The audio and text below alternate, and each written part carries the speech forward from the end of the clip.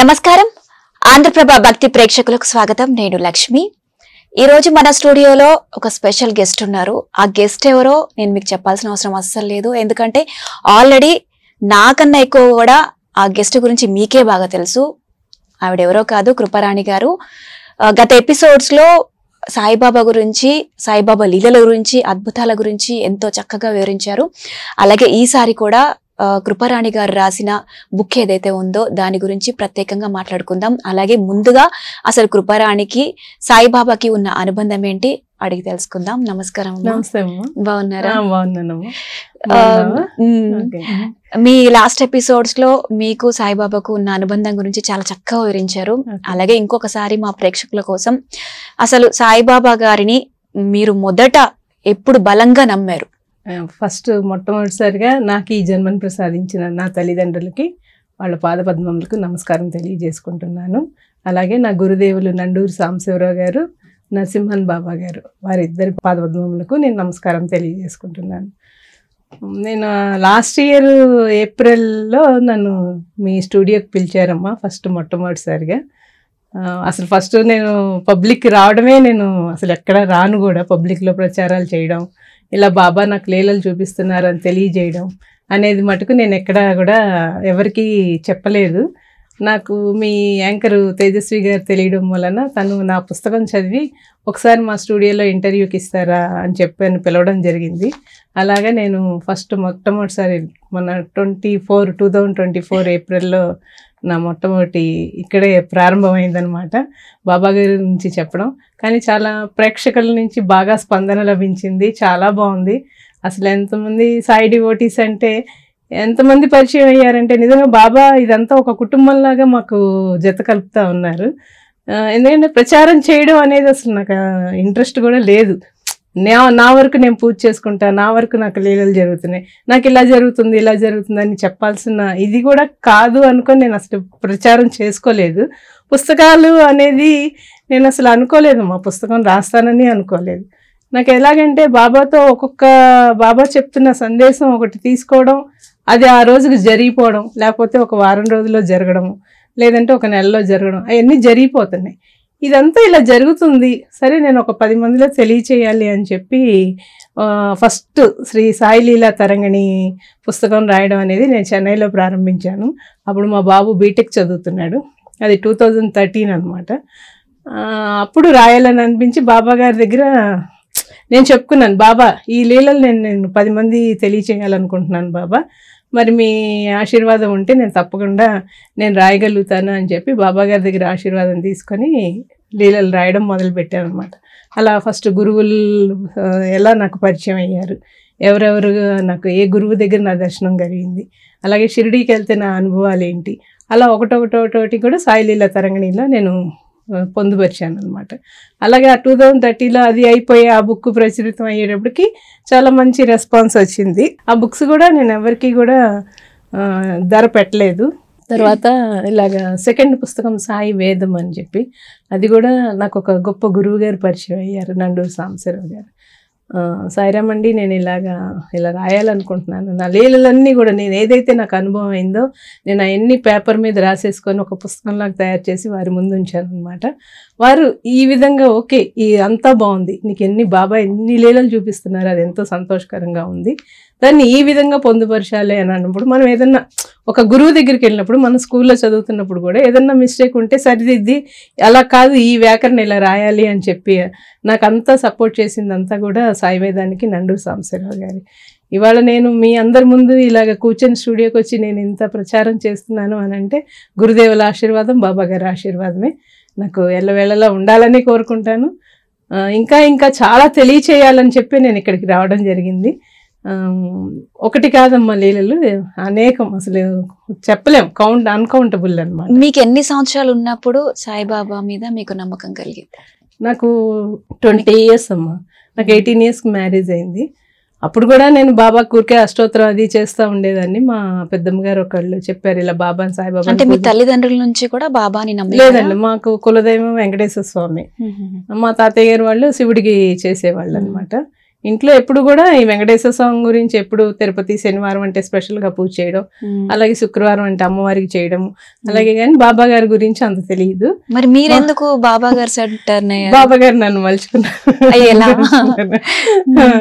సరే, మా పెద్దమ్మ గారు బాబాకి బాగా చేసేవాళ్ళు, మా మదర్ కి సిస్టర్ అనమాట.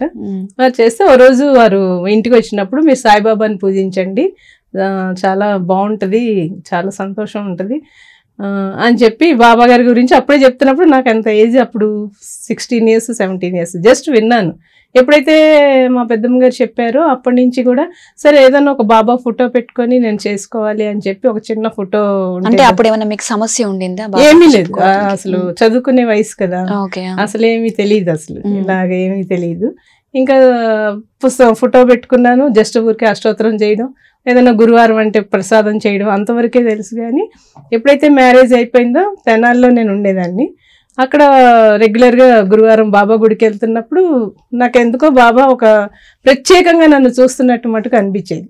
ఏదో ఉంది బాబాతో అనుబంధం, నాకేదో ఉంది, ఆయన ఎందుకు నన్ను ఇలా చూస్తున్నారు అనే విధంగా నేను అలాగా బాబాతో కొంచెం అనుబంధం ఎక్కువగా పెంచుకున్నాను. పూజ చేసుకోవడం, గుడికి వెళ్ళడం, అలా అలా అలా చేస్తున్నప్పుడు ప్రతిదీ నాకు ఒక లీలగా అనిపించేది, ఇవాళ ఏదో జరుగుతుంది, అది పాజిటివ్ అయినా నెగిటివ్ అయినా జరిగిపోతుంది అనమాట. మీరు మరి బాబాని పూజిస్తున్నారు, ఇంట్లో వాళ్ళేమో వెంకటేశ్వర స్వామిని.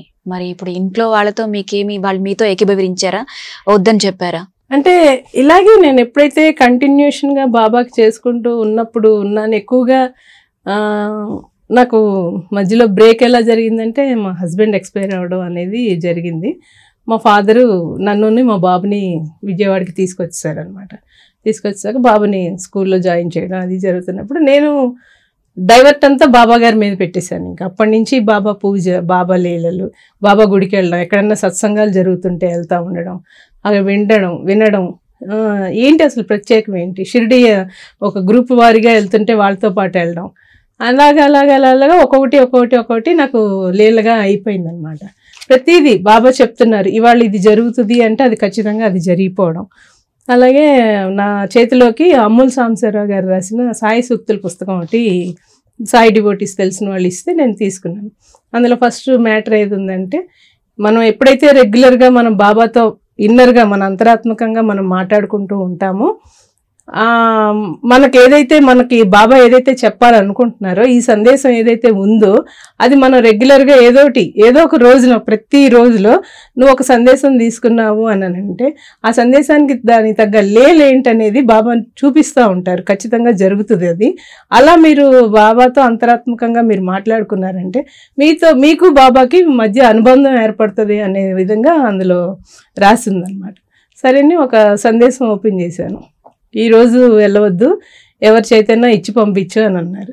నేను ఫస్ట్ బాబాకి టెస్ట్ చేశాను, మానవ మాత్రం కదా, మనకు వచ్చే డౌట్లు చాలా ఉంటాయి కదా.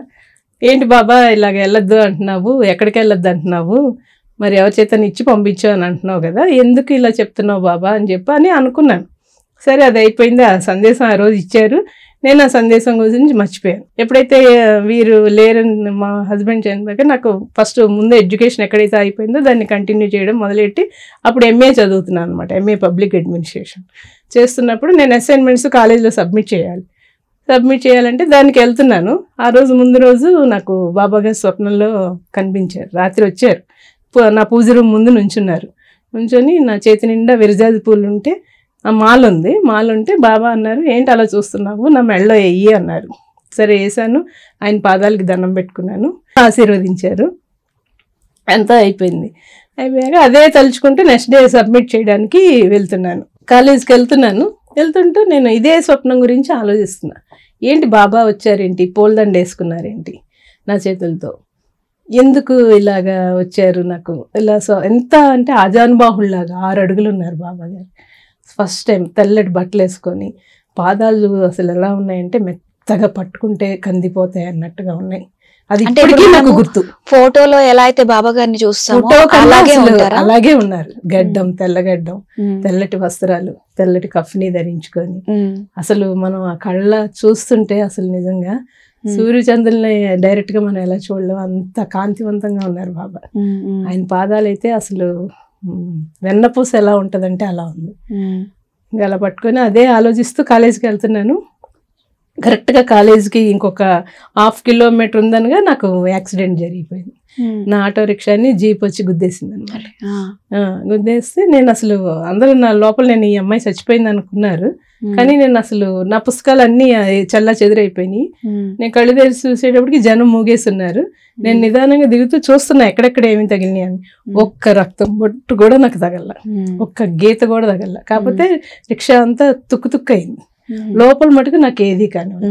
అందుకనే నాకు ఆ ముందు రోజు బాబా గారు నా చేతులతో మాల వేయించుకొని నాకు జరగబోయే కర్మని తీసేసుకున్నారు. ఇంకా అప్పటి నుంచి ఎప్పుడైతే నాకు ఆ లేలు నాకు ఎప్పుడు జరిగిందో ఆ రోజు నుంచి టిల్ ఈ రోజు వరకు 35 సంవత్సరాల నుంచి సందేశాల పుస్తకం ఫాలో అవడం, ప్రతిరోజు బాబా ఒక సందేశం చెప్పడం, దానికి ఒక లేలు జరగడం అనేది జరిగిపోతానే ఉంది. అలాగే ఖచ్చితంగా అసలు ఏది ఒక దెబ్బ అనేది తగల, ఒక రక్తం బొట్టు కార్ల. నేను ఇంటికి క్షేమంగా ఇవాళ మీ అందరి ముందు కూడా నేను ఇలాగ కృపారాణిగా మాట్లాడుతున్నాను అంటే అది కేవలం బాబా గారి ఆశీర్వాదమే. మనకి ఒక వెనకాల ఒక శక్తి అనేది మనల్ని నడిపిస్తూ ఉంటుందమ్మా. దాన్ని మనం అబ్జర్వ్ చేసుకున్నాం అని అంటే మన జీవితంలో ఎట్లాంటి ఎన్ని ఒడిదుడుకులు వచ్చినా కూడా మనకి ఇబ్బంది అనేది ఉండదు. బాబా అనే నౌకను మనం ఓడను మనం పట్టుకున్నామంటే సురక్షితంగా మనం అడ్డుకు చేరుతాం. ఇప్పుడు మీరు చెప్తున్నారు సందేశాల పుస్తకం అని చెప్పి, అంటే ఆ పుస్తకం ఎక్కడ దొరుకుతుంది, ఎలా కొనుక్కోవాలి? అంటే సందేశం పుస్తకం అంటే ఇప్పుడు ఆదర్శ్ చాలా మంది ఉన్నారమ్మా. ఓరుగంటి రామకృష్ణ ప్రసాద్ గారు ఒకరని కాదు, చాలా మంది రాశారు. సాయి సూక్తులు, సాయి సందేశాలు, అడగండి చెప్తాను అని, అలా చాలా ఉన్నాయి. ఇప్పుడు అదెందుకమ్మా, మన ఫోన్ లో గూగుల్ ఓపెన్ చేసి Saibaba question and answers open చేసామంటే కరెక్ట్ గా 1 to 720 వరకు సందేశాలు వస్తాయి. మనం అసలు ఫస్ట్ మనలో నమ్మకం ఉండాలి. ఖచ్చితంగా ఆ నమ్మకం ఉండాలి. ఏదో ఆకతాయిగానో లేకపోతే ఏదో చతురుగానో అది తీసుకుంటే అసలు మన ప్రశ్నకి సమాధానం అనేది రాదు, ఖచ్చితంగా రాదు. మనం ఎప్పుడైతే తీసుకున్నామో బాబా చెప్పారు అంటే ఇది 100% నమ్మకం ఉంటేనే అది ఆ లేలు ఎప్పుడు అవుతుందని కూడా మనం అబ్జర్వ్ చేసుకోవాలి. ఏదో బాబా చెప్పేశారు ఇది అయ్యింది, అది అవ్వలేదు, నాకు ఇలా జరగదు, మీకు జరుగుతాయి, అసలు ఇట్లాంటివి అనేది మనలో ఒక నెగటివిటీ అనేది మటుకు ఉండకూడదమ్మా. ఏ సందేశమైనా ఇప్పుడు మన సాయి సత్యత చదువుతున్నా కూడా మన జీవితంలో ఆ రోజు ఏదైతే జరుగుతుందో ఆ లైన్ అనేది వస్తుంది. ఇవాళ ఈ పరిస్థితి ఉంది, రేపు ఆ పరిస్థితి మార్పు రావచ్చు అని చెప్పి కూడా అది ఏదో ఒక విధంగా మనకి ఆ మ్యాటర్ రూపకంగా కూడా మనకి తెలియజేస్తారు. కానీ మనం పెట్టే కాన్సన్ట్రేషన్ బట్టి ఉంటుంది, మనం చూసే శ్రద్ధను బట్టి ఉంటుంది. బాబాని మీరు బాబా అద్భుతాలు అవి చూశారు. ఆ తర్వాత షిరిడి, మీకు అసలు షిరిడి ఎప్పుడు వెళ్ళాలనిపించింది బాబా దగ్గరికి? ఫస్ట్ టైము సాయి డివోటీస్ వెళ్తుంటే అసలు ఎక్కువగా చిన్నప్పుడు పేరెంట్స్ ఎక్కడికి పంపించేవాళ్ళు కాదు, బయటకి ఎక్కడికి పంపించేవాళ్ళు కాదు. మా హస్బెండ్ ఉన్నప్పుడు ఒకసారి వెళ్ళాం మేము షిరిడీకి. ఫస్ట్ వెళ్ళడం కాబట్టి మా మదరు, నేను, మా ఫాదరు, మా బాబు విజయవాడ నుంచే వెహికల్ వేసుకొని వెళ్ళామన్నమాట. ఫస్ట్ బాబా దర్శనం ఎలా జరిగిందంటే, ఆల్రెడీ నేను మీ స్టూడియోలో వీడియోలో చెప్పి ఉంచాను కూడా, అయినా నేను మళ్ళీ చెప్తున్నాను. షోలాపూర్ దగ్గర హాల్ట్ తీసుకున్నాము. మళ్ళీ మరుసటి రోజు మార్నింగే మళ్ళీ ఫ్రెష్ అప్ అయ్యి షిరిడీకి బయలుదేరాము. సాయంత్రం 6 అవుతుంది, షిరిడీ చేరలేదు. వెహికల్ వెళ్తానే ఉంది కానీ మాకు రూట్ ఏమన్నా మేము తప్పిపోయామా అని చెప్పి అనుకుంటా ఉన్నాము. కరెక్ట్గా వెళ్తున్నప్పుడు మా కారుకి ఎదురుగుండా ఒక సేమ్ నాకు ఎట్లా అయితే స్వప్న దర్శనంలో బాబా కనిపించారో ఆయన అలా ముందుకి వెళ్తున్నారు. నేను అప్పుడు గమనించలే, మామూలుగా ఎవరో వెళ్తున్నారులే అని అనుకున్నాను కానీ బాబా అని అనుకోలేదు. మా కారు ఇలా వెళ్ళింది, కారు పక్క నుంచి బాబా గారు నడుచుకుంటూ బ్లెస్సింగ్స్ ఇస్తూ వెళ్తున్నారు అనమాట. తీరా మేము వెనక్కి తిరిగి చూసేటప్పటికి అసలు ఆ పర్సన్ లేరు. ఇంకొంచెం ముందుకు వెళ్ళేటప్పటికి షిరిడి దగ్గరలో, అంటే రావట్లేదని మా ఆందోళన ఏదైతే ఉందో ఇక్కడే ఇంకా దగ్గరలోనే వచ్చేస్తున్నారు అన్నట్టు మాకు కనిపించడం, ఆ విధంగా అసలు అది చాలా ఆశ్చర్యం. అసలు ఎందుకంటే నా కళ్ళతో నేను చూశాను కాబట్టి ఆ ఆనందం ఏంటనేది నాకు తెలుసు కాబట్టి నేను చెప్తున్నాను. ఇంకా షిరిడి చేరుకున్నాము మంచిగా. అప్పుడు ఏంటంటే దగ్గర బాబా దగ్గర వెళ్ళి పాదాలకి నమస్కారం చేసుకునే విధంగా అప్పుడు షిరిడీలో ఉండేది అవకాశం. చాలా చక్కగా ఎదురుగుండా ఉన్నాం, దర్శనం చేసుకున్నాం. సాయి సత్యనారాయణ వ్రతం కూడా అక్కడే చేసుకున్నాము. మళ్ళీ రిటర్న్ హైదరాబాద్ వచ్చేసి మళ్ళీ రిటర్న్ జర్నీ చేసి, ఇది మీరు ఫస్ట్ టైం వెళ్ళినప్పుడు బాబా దగ్గర. తర్వాత మీరు షిరిడీకి ఇంకా నేను ఒక 50 సార్లు షిరిడీ చూశాను. నా పుస్తకాలు ఏది రాయాలన్నా, నాకు ఏదన్నా సంకల్పం ఉంది, నేను బాబా దగ్గరికి వెళ్ళాలి అని అనుకున్నానంటే అసలు నేను ఎవరితోనూ సంప్రదించను. నేను బాబాతో చెప్తాను, బాబా ఇవాళ నేను నీ దగ్గరికి రావాలనుకుంటున్నాను, నేను నిన్ను చూడాలనుకుంటున్నాను బాబా, నీ దర్శనానికి నాకు ఏర్పాటు చెయ్యి అంటే నేను ఏదైతే అనుకూలంగా అనుకుంటానో అదే అనుకూలంగా నేను వెళ్ళేసి బాబా గారిని దర్శించేసుకొని వచ్చేస్తాను. షిరిడి అసలు ఎలా అంటే అమ్మ, మనం ఏదో ఒక తీర్థయాత్రకో ఒక జర్నీకో ఒక హ్యాపీ జర్నీ కోసం వెళ్ళినట్టయితే కాదు. అక్కడ ఓన్లీ విగ్రహంగా ఉంది చూడడానికి అనుకుంటే కూడా కాదు. అసలు మనం బాబాతో చాలా ఇన్నర్గా మనం మాట్లాడుకుంటూ ఉండాలి. బాబా, ఇదంతా నువ్వు తిరిగాడిన ప్రదేశం, ఈ ప్రదేశానికి మమ్మల్ని తీసుకొచ్చావు, అది ఎంతో భాగ్యం ఉంటేనే మేము ఇక్కడ రాగలుగుతాం. ఫస్ట్ నేను ట్రైన్ దిగంగానే అసలు భూమాతకి నమస్కారం చేసుకుంటాను. తండ్రి, ఇక్కడ దాకా తీసుకొచ్చావు నాయనా, నీ సంకల్పం లేనిదే మేము షిరిడీలో అడుగు పెట్టలేము, వచ్చాం కాబట్టి మళ్ళీ తిరిగి మా ప్రదేశానికి చేరుకునేంత వరకు నీదే బాబా బాధ్యత అని చెప్పి నేను ఫస్ట్ పాద నమస్కారం, భూదేవికి నమస్కారం చేసుకొని అసలు ప్రతి క్షణం ఆనందం పొందుతాను. ప్రతి సెకండ్ ఆనందంగా ఉంటుంది. వెళ్తే ఏదో మన అకామిడేషన్ రూమ్ తీసుకోవడం, ఏదో పడుకోవడానికి అయితే నేను అసలు షిరిడీ వెళ్ళను. కేవలం మనం ఒక బట్టలది మార్చుకోవడానికి, కాస్త మనం లగేజ్ అక్కడ పెట్టుకోవడానికే నేను రూమ్ కేటాయించుకుంటాను తప్పితే అసలు మిగతా టైం అంతా కూడా బాబా గారి ఆవరణలోనే తిరుగుతూ ఉంటాను. ఒకసారి దర్శనం అయిపోయినా బాబాని మళ్ళీ చూడాలనుకుంటా, మళ్ళీ అయిపోయినా మళ్ళీ నా ఈవినింగ్ మళ్ళీ ట్రైన్ టైం ఉండేంత వరకు కూడా నేను బాబా గారి ఆవరణలోనే ఆ గుడి సందర్భంలో చావడోత్సవం చూస్తాను, చావడి దగ్గర ఉంటాను, ద్వారకామాయి దగ్గర ఉంటాను, షిరిడి లోపల బాబా గారి దగ్గర ఉంటాను.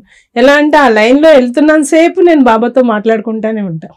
ఎంతటి అదృష్టం బాబా, మేము ఈ ప్రదేశానికి వచ్చాం, మమ్మల్ని ఇక్కడ దాకా తీసుకొచ్చాం, మళ్ళీ నన్ను సురక్షితమైన ప్రదేశానికి చేర్చేదాకా నీదే బాధ్యత బాబా అనుకుంటూ మాట్లాడుకుంటూ అసలు ఎటువంటి ఇబ్బంది అనేది రాదమ్మా. అనుకుంటారు ఒక్కళ్ళే ఎలా వెళ్ళిపోతారు, ఒక్కళ్ళు అని అనుకోవడంలోనే మనం ఇదవుతున్నాం. లేదు, బాబా మనతో ఉన్నారు అనుకుంటే మనకు ఎంతో ధైర్యం వస్తుంది. మన జీవితంలో కూడా ఒక్కరు అనుకుంటేనే మనకి ఒక్కళ్ళు అని ఫీలింగ్ ఉంటుంది. లేదు, నాతో బాబా ఉన్నారు అని అంటే మనం ఎటువంటి కష్టమైనా మనం ఎదుర్కొని వెళ్ళిపోతాం, అంత సురక్షితంగా ఉంటాం మనం. అయితే ఇక బాబా గారిని చూసుకున్నట్లయితే ఆయన ఎప్పుడు శాంతంగా, ద్వేషం, కోపం, ఒక నిందించడం ఇలాంటివి ఏమి చేయరు. సో మీరు కూడా అలా బాబా లాగా శాంతంగానే ఉంటారు ఇప్పుడు? కొన్ని పరిస్థితులు బట్టి అయితే శాంతంగా ఉంటాను. మానవ సహజం కదా, హ్యూమన్ బీయింగ్ కదా, కానీ మనకు ఉండే లక్షణాలే అవి ఉంటాయి. కానీ చాలా బాబా అలా చెప్పలేదు కదా, అలా చెప్పలేదు. కానీ బాబా తత్వంలోకి, అంటే తత్వం అంటే మళ్ళీ అదొక వర్డ్, దానికి వేరే మీనింగ్ ఉంటుంది. బాబాని తెలుసుకున్నాక మనలో ఏదైతే లక్షణాలు ఉండకూడదో అవన్నీ గ్రాడ్యువల్గా కూడా తగ్గిపోతాయి. ఒక్కసారి మనం అన్నీ తగ్గించుకోలేం కాబట్టి ఓకే, ఇలా కోపం తెచ్చుకోకూడదు, ఓకే ఇలా ఈర్ష్య ఉండకూడదు, ఓకే ద్వేషం ఉండకూడదు, అహంకారం ఉండకూడదు, దేని మీద మమకారాలు ఏర్పరచుకోకూడదు అనే దాని మీద మనం అది ఆ సేవ ద్వారా మనం చేసే దాన్ని బట్టి, ఒక పరిస్థితులను బట్టి వస్తూ ఉంటాయి. ఖచ్చితంగా వస్తుంది. నాకు చాలా కోపం ఎక్కువ, మామూలుగా కాదు, కోపం చేసేసుకుంటా. అప్పుడు ఆయన గుడికి వెళ్ళిపోతాను, సైలెంట్గా వెళ్ళిపోతాను.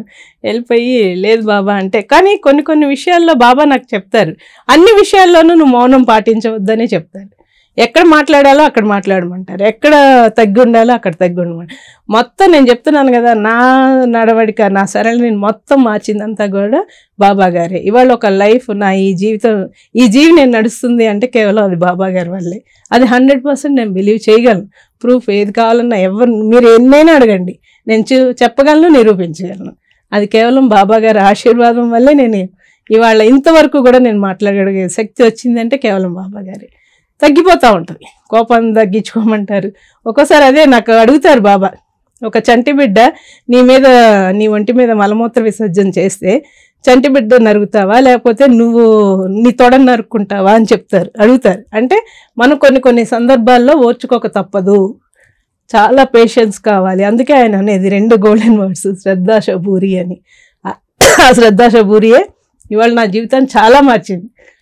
నేను ఎలా అంటే ఇప్పుడు యాక్చువల్గా వస్తుంది, కోపం అనేది వస్తుంది. ఎందుకంటే తట్టుకునే శక్తి దాటిపోయింది అని అన్నప్పుడు మనలో ఉన్న ఆవేశం బయటకు వస్తుంది. అది కూడా నేను ఎంత కంట్రోల్ చేసుకుంటున్నానంటే అది కేవలం బాబా గారి వల్లే. ఇకపోతే మీరు 2 పుస్తకాలు రాశారు. మొదటిది సాయి లీలా తరంగిణి, రెండవది సాయి వేదం. ఈ 2 పుస్తకాలు. సో ఇవి కాకుండా ఫ్యూచర్ లో ఇంకేమన్నా పుస్తకం రాయబోతున్నారు? ఇదే సాయి వేదంలో మొత్తం అంతా నాకు జరిగిన అనుభవాలంతా కూడా రాసుకొచ్చానమ్మా. అలాగే సేమ్ సాయి వేదం 2 రాయాలని అయితే రాయడం అయిపోయింది. దాన్ని ప్రచురణకి ఇవ్వడానికి కొంచెం నాకు టైం ఏంటంటే నా జాబ్ ఒకటి, బాధ్యతలు ఎక్కువ పెరిగినాయి, బాబు మ్యారేజ్ అయింది, తల్లిదండ్రులు ఉన్నారు. అటు ఇటు ఇటు నా జాబ్ చూస్తా, ఇటు బాబాది ఆధ్యాత్మికంగా చూస్తా, ప్లస్ మా పిల్లల్ని చూస్తా. మా పేరెంట్స్కి ఎప్పుడన్నా ఆరోగ్యం ఏదన్నా బాగున్నమైనా వాళ్ళకి ఏ అవసరమైనా నేను ఇటు హైదరాబాద్ టు చెన్నై అలా వెళ్ళాల్సి వస్తూ ఉంది. సో వాటి మధ్యలో కొంచెం డిలే అవుతూ ఉంది. కానీ ప్రతి ఒక్కళ్ళకి ఆ సందేశం ఏంటా, లేలేంటా అనేది మటుకు నేను ప్రతి ఒక్కళ్ళకి తెలియజేసి, ఇప్పుడు అందరూ ఏంటంటే ఈ సందేశాల పుస్తకం మాకు ఎలాగైనా ఇవ్వండి అని అంటున్నారు. అందుకని ఇప్పుడు సాయి వేదం 2 ఆపి కేవలం ఒక సందేశాల పుస్తకాన్ని బాబా గారి ఆశీర్వాదంతో నేను తయారు చేయాలని చెప్పి అనుకుంటున్నాను. అది ఆయన ఆశీర్వాదం ఉంటే ఖచ్చితంగా నేను అది నెరవేర్చి పాఠకులకి నేను అందివ్వగలనమ్మా. ఇక మొదటి పుస్తకం చూసుకున్నట్లయితే సాయి లీలా తరంగిణి. అవునమ్మా. దీంట్లో అసలు మీరు ఏం రాస్తారు ఈ పుస్తకంలో? గురువులమ్మా. ఫస్ట్ నాకు గురువులు ఎలా పరిచయం అయ్యారో, ఎవరెవరు ఎలాగా నాకు ఏ విధంగా పరిచయం అయ్యారో అదంతా నేను రాసుకొచ్చాను. తర్వాత అసలు బాబాతో అనుబంధం ఎలా ఉండేది నాకు, నేను ఎలా శ్రీశైలం దర్శనం చేస్తే ఎలా కలిగింది, అలా ఒక్కొక్క యాత్ర అనుభవాలు కూడా రాసుకొచ్చాను. అదంతా సాయి లీలా తరంగిణిలో రాశాను. ఇక మీ మొదటి పుస్తకం చూసుకున్నట్లయితే సాయి లీలా తరంగిణి. అవును. ఈ పుస్తకంలో మీరు ఏం రాశారు అసలు? అదే నాకు గురువులతో అనుబంధం, అసలు గురువులు ఎలా పరిచయం అయ్యారు, ఎలా అంటే అమ్మ నేను చాలామంది అవధూతుల దర్శనం చేసుకున్నాను. అది కూడా అన్ఎక్స్పెక్టెడ్గానే. నాకు అసలు వాళ్ళు అవధూత అని తెలియదు, ఏమని తెలియదు. విజయవాడలో ఒక అవధూత ఉండేవాళ్ళు. అవధూత అని కూడా నాకు తెలియదు. మామూలుగా ఏదో ఒక 2 పుస్తకాలు ఏదో పట్టుకొని ఆయన నడుచుకుంటూ వెళ్ళిపోతూ ఉండేవాళ్ళు. ఆయన అలా వింతగా చూస్తూ ఉండేవాళ్ళు. ఎందుకు నేను మామూలుగా ఆయన పిచ్చి అయిన అనుకునేదాన్ని. ఏంటి ఈయన ఇలా వింతగా చూస్తున్నారు అని చెప్పి అలా అనుకునేదాన్ని అనమాట. అనుకుంటే ఎప్పుడు ఈ బాబాకు సంబంధించిన పుస్తకాల షాప్ ఒకటి ఉంటే అక్కడికి వెళ్ళి ఏదన్నా వెరైటీ పుస్తకాలు ఉంటే చదువుతాను. ఏదైనా బాబా గారి గురించి మ్యాటర్ ఉందంటే అది వాళ్ళు పెద్దోళ్ళ చిన్నోళ్ళ అనేది నేను అసలు ఏం చూసేదాన్ని కాదు. దాని గురించే చర్చించుకుంటూ ఉండేవాళ్ళం. ఒక అంకుల్ ఉండేవాళ్ళు, వెంకటేశ్వరరావు గారు అని. ఆ అంకుల్ నేను అంకుల్ మాట్లాడుకుంటుంటే ఈ సాధు వెళ్తున్నారనమాట. వెళ్తుంటే రాణి నేను ఈయనకి ఎప్పటి నుంచో డబ్బులు ఇద్దాం అనుకుంటున్నాను, అన్నం పెట్టాలనుకుంటున్నాను, కానీ ఈయన ఎప్పుడు నా దగ్గర తీసుకోలేదు రాణి అని చెప్పని అన్నారు. అంటే నేను అన్నాను, సరే అంకుల్ మనం పందెం వేసుకుంది. మామూలుగా ఎట్లాగైనా నేను చలోక్తిగా ఉంటాను. సరే అంకుల్ మన ఇద్దరం పందెం వేసుకుందాము, నేను పిలిస్తే వస్తారో లేదు చూస్తాను, నేను ఒక 11 రూపాయలు ఇద్దాం అనుకుంటున్నాను, తీసుకుంటారో లేదు టెస్ట్ చేసుకుందాం అంకుల్ అన్నాను. అని అంటే సరే అమ్మ రాణి అంటే ఇట్లా వస్తావయ్యా అని అంకుల్ పిలిచారు. అమ్మో నేను ఫస్ట్ ఏంటంటే కొంచెం చిన్నతనం మీద ఉండడం వలన భయపడ్డాను. అమ్మో ఏమైనా కొడతాడేమో అని అనుకున్నాను. అనుకుంటే వచ్చారు. వస్తే ఇవాళ ఏంటి అన్నం ఇస్తాను తీసుకుంటామంటే వద్దు అని అన్నారు. సరే ఆ అమ్మాయి నీకు 11 రూపాయలు ఇవ్వాలి అనుకుంటుందంటే పెద్ద అయినా పొద్దునే చెప్పారు నాకు, తీసుకోమని చెప్పారు, ఇమ్మని చెప్పు అంటే అలాగా నిజంగా ఇవ్వగానే తీసుకున్నారు. అమ్మాయి నిజంగా తీసుకున్నారే పర్లేదు అని చెప్పి నేను చాలా పొంగిపోయాను అనమాట. పొంగిపోతే సరే ఆయన మామూలుగా ఎక్కడో గట్ల మీద అక్కడ పడుకుంటారంట రాత్రులు. ఒక ఆయన ఎవరో రగ్గు కప్పాలని అనుకున్నారంట. ఆయనకి చలిగా ఉంది, వణుకుతున్నాడు. ఆయన లేచి నీకు బెంజ్ కార్లు ఉంటే బెంజ్ కార్లో తిరుగు, అంతేగాని నాకు రగ్గు కప్పాలని చూడబాక, నీ రగ్గు నువ్వు తీసుకెళ్ళిపో అని అన్నారంట. అంటే వాళ్ళు సాధు సత్పురుషులమ్మ, వాళ్ళు ఎలా ఉంటారో ఏంటనేది వాళ్ళకి తెలుస్తుంది, మనకు తెలియదు కదా. ఆయన అలా తీసుకునే లేదు, నీ దగ్గర 11 రూపాయలు తీసుకున్నారంటే చాలా సంతోషం అని చెప్పి అంకుల్ అన్నప్పుడు ఓకే ఈయన మహానుభావుడు అని అనుకొని నేను అలా అనుకునేదాన్ని. ఇంకోసారి ఎప్పుడన్నా ఎదురుపడినప్పుడల్లా చెయ్యి ఊపుతూ ఉండేవాళ్ళు అనమాట. మా అమ్మగారు అనేవాళ్ళు ఏంటి పిచ్చాయికి చెయ్యి ఊపుతున్నావు అని చెప్పి అడిగేవాళ్ళు అనమాట. లేదు నువ్వు అనుకుంటే పిచ్చాయినా, నాకు ఆయన గురువు, ఒక అవధూత అనుకున్నాను నేను అంటే ఓకే సరే నీ ఇష్టం పో అని చెప్పి అనుకునేవాళ్ళు అనమాట. అలాగా శ్రీశైలం వెళ్ళినప్పుడు కానీ నాకు షిరిడి వెళ్ళినప్పుడు కానీ చాలామంది ఇలా అవధూతలుగా కనబడడం, వాళ్ళ బ్లెస్సింగ్స్ తీసుకోవడం చాలా జరిగింది చాలా. అలాగే నా క్లాస్మేట్ జోషి అని ఒకరు ఉన్నారు, వారి ద్వారా నాకు ఇంద్రజిత్ బాబా గారు పరిచయం అయ్యారమ్మ. అసలు ఆ గురువు గారితో అనుబంధం అసలు ఎంత అంటే మామూలుగా కాదు, చాలా అనుబంధం. ఈ పుస్తకంలో కూడా ఫస్ట్ ఫోటో వారిదే. సాయి లీలా తరంగిణిలో కూడా వారి గురించి రాశాను. ఆ గురువులతో అనుబంధం అంటే సామాన్యమైన విషయం కదా. అప్పుడంటే మాకు అసలు ఏం తెలియదు, ఎలాగ సాధన చేసుకోవాలి ఏంటని తెలియదు, చాలా చిన్నతనంగా ఉండేదాన్ని. కానీ వారి బ్లెస్సింగ్స్ ఎప్పుడు విజయవాడ వచ్చినప్పుడల్లా నన్ను పిలిచేవాళ్ళు, వారి దగ్గరే కూర్చునేవాళ్ళం, బాబా గురించి చెప్తూ ఉండేవాళ్ళు. అట్లాంటి ఏదన్నా దైవ కార్యము అని అంటే కనుక నేను ఇంట్రెస్ట్గా ముందుగా ఉంటాను, వింటాను, తెలుసుకోలేనిది ఏదన్నా ఉంటే నేను తెలుసుకుంటాను. వారి ఆశీర్వాదమే నువ్వు రాస్తావు పుస్తకాలు అని చెప్పని అన్నారు. అలాగే అసలు నా మైండ్లో అసలు లేదు, నాకు ఏ కవిత్వాలు తెలియదు, ఏమీ తెలియదు. ఏదో బాబా గారి గురించి 10 మందికి తెలియజేయాలి అనే ఉద్దేశంతో నేను ముందుకెళ్ళాను. అది ఇంతవరకు సక్సెస్ తీసుకొస్తుందని నేను అనుకోలేదు. చాలా సక్సెస్ అంటే ఎంత అంటే, అలాగని నేను ఒక గురువునో లేకపోతే ఒక మాతనో అట్లాంటి అసలు నాకు బిరుదులు కానీ లేకపోతే ఏదన్నా శాలువాలు కప్పు అలాంటివి అసలు ఏది వద్దమ్మా. బాబా గారి ముందు మనకు అసలు నేను అనుకుంటాను కూర్చునే అర్హత కూడా లేదు. బాబా గారు లాంటి బాబా వ్యక్తి మళ్ళీ ఇంకొకరు రారు, అలా ఉండరు కూడా. నేనైతే అసలు ఆయన ముందు కూర్చోడానికి కూడా అర్హత రాను. నేను భక్తురాలని కూడా నేను చెప్పుకోను, నేను ఓన్లీ సేవకురాలని. చాలామంది అనుకుంటా ఉంటారు సాయి భక్తులు. అసలు నేనైతే భక్తురాలని కాదు, ఒక సేవకురాలని. ఈ జన్మ, ఈ గాలి, ఈ శ్వాస ఆడేంత వరకు బాబా గారికి సేవ చేసుకోవడంలో ఆరోగ్యం ఇచ్చి ఆ సేవకు మనల్ని వినియోగించుకుంటే అంతకన్నా మనంతకన్నా అదృష్టవంతులు ఎవరు ఉండరు. అది మటుకు నేను 100% నమ్ముతాను. అదొకటిను. ఇప్పుడు ఈ మీడియాల ద్వారా సాయి వేదం గ్రూప్ అని ఒకటి యాడ్ చేసాము. దానిలో దగ్గర 250 మంది సభ్యులు ఉన్నారు.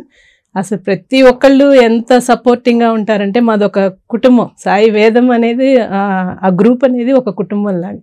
నేను ఏదన్నా ఒక విషయం చెప్పాను అంటే 100% వాళ్ళు తూచా తప్పకుండా పాటిస్తున్నారు. అంటే ప్రతిరోజు ఉదయం 2 సందేశాలు పంపిస్తాను అనమాట. అది ఎవరో ఒకరికి అది లింక్ అవుతున్నాయి. ఆ లీలలు నాకు చెప్తున్నారు, మళ్ళీ అది నేను గ్రూప్లో పెట్టడం జరుగుతుంది. అలాగే ఎవరికన్నా ఆరోగ్యం బాగోలేదు అన్నా కూడా మేమందరం కలిసి ఇలా ప్రే చేయండి అమ్మా అని చెప్పినా కూడా అందరూ ప్రే చేస్తున్నారు. అందరూ బాగున్నారు, అందరూ సంతోషంగా ఉన్నారు. ప్రతి ఒక్కరమ్మా ఈ రోజుకి కూడా 4 కొత్త డివోటీలు ఫోన్ చేస్తూనే ఉంటారు. ఎవరన్నా మమ్మల్ని గ్రూప్లో జాయిన్ చేసుకోమ్మా అని అడగడం. ఇవాళ ఇంత స్థాయికి తీసుకొచ్చారు అంటే ఏదైనా బాబా గారి సంకల్పమే. నా చేతిలో అయితే ఏది లేదమ్మా. బాబా గారు ఏదైతే చెప్తున్నారో అదే చెప్తాను, అంతేగాని నా స్వతహాగా నేనేదో క్రియేట్ చేసుకొని వాళ్ళు చెప్పారు వీళ్ళు చెప్పారు అనేది మటుకు చెప్పడం అనేది ఇది జరగదు. ఇది కేవలం నా వరకు జరిగిన అనుభవాలే నేను మీ ముందు ఉంచుతున్నాను. ఇక తర్వాతి పుస్తకం సాయి వేదం. దీంట్లో ఏం రాశారు అంటే మీ అనుభవాల గురించి రాశారా? మొత్తం అంతా సాయి వేదం అంతా అనుభవాలేనమ్మా. బాబా గారు సందేశం ఇవ్వడం, ఆ సందేశానికి ఏ లీల ఏ విధంగా చూపించారు అనేదే మొత్తం ఒక 100 సందేశాలు తీసుకున్నాయి. యాక్చువల్గా నా దగ్గర ఒక 1500 సందేశాలు ఉన్నాయి, 2 పుస్తకాలు కలిపి. ఒక పుస్తకంలో 720 వరకు ఉన్నాయి, ఒక పుస్తకంలో 850 వరకు ఉన్నాయి. దగ్గర ఆ సందేశాలు అన్నిటికీ కూడా బాబా నాకు లీలలు చూపించేసింది. మంచి జరిగే చోట మంచి జరుగుతుందని చెప్తున్నారు. ఇవాళ ఈ దెబ్బ తగులుతుందంటే ఆ దెబ్బ తగులుతుంది అని చెప్తున్నారు. పలానా చోటుకి వెళ్ళొద్దంటే వెళ్ళొద్దని చెప్తున్నారు. లేదు ఇవాళ నీ దగ్గరికి ఇవాళ ఇలా వస్తున్నారంటే అలా వస్తున్నారని చెప్తారు.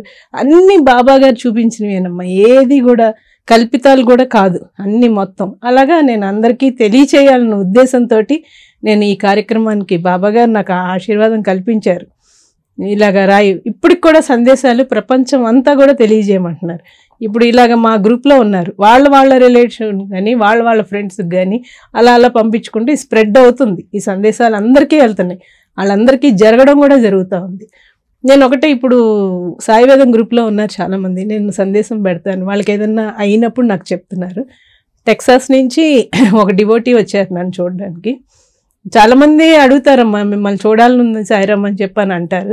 నేను అంటాను టీవీలో చూస్తున్నారు కదమ్మా, ఇంకా డైరెక్ట్ అయినా కూడా నేను అలాగే ఉంటానని చెప్పి ఎక్కువగా అవకాశం ఇవ్వను. ఎందుకంటే అలా ఒక నలుగురం కలిసామంటే ఇంకొక రకంగా మాట వెళ్ళిపోతూ ఉంటాయిలే అని చెప్పి ఎక్కువగా నేను రండి అని అనను. ఎందుకంటే నేను ఉండే వర్క్స్ బిజీలో నేను ఉండడం వల్ల కేవలం గ్రూప్ సభ్యుల ద్వారా వాట్సాప్ ద్వారానే మాట్లాడుతూ ఉంటాను. టెక్సాస్ నుంచి ఒక డివోటీ వచ్చారు. వచ్చినప్పుడు వాళ్ళు తన ఫ్రెండ్కి ఎవరికో ఆరోగ్యం బాగాలేదని ఒక విషయం అడిగారు. అలాగే వాళ్ళ మరిది గారికి ఆయన కూడా అబ్రాడ్లో ఉంటారు, వాళ్ళు ఇండియాకి వచ్చేయాలనే ఉద్దేశంతో ఆ 2 నా దగ్గర బాబా ముందు నుంచొని నన్ను అడిగారు. నేను ఒకటే ఎప్పుడు ఎవరు అడిగినా ఒకటే చెప్తా, బాబా పలానా వాళ్ళు నీ కోసం వచ్చారు ఇక్కడికి, నిన్ను అడగబోతున్నారు, నువ్వు ఏదైతే సందేశం వదలుచుకున్నావో అది వాళ్ళకి నమ్మకంగా ఉండేటట్టు చెయ్యి బాబా. నిన్నెవరు ఏమీ నన్ను ఎవరన్నా పర్లేదు, కానీ బాబానంటే మటుకు నాకు అసలు మనసు కొంచెం కూడా నేను అంగీకరించను. అది నీ మీద నెపం వేసుకోవద్దు బాబా, నువ్వు ఏది చెప్పదలుచుకున్నావు చెప్పు అంటే వాళ్ళ మరిది గారిది అడిగారు అనమాట. ఇలాగా నాకు ఇక్కడ అబ్రాడ్లో ఉండాలని ఉంది, ఇండియాకి రావాలని ఉంది, నన్ను అక్కడ ఉండమంటారా లేకపోతే ఇక్కడ ఉండమంటారా అంటూ క్వశ్చన్ వేశారు.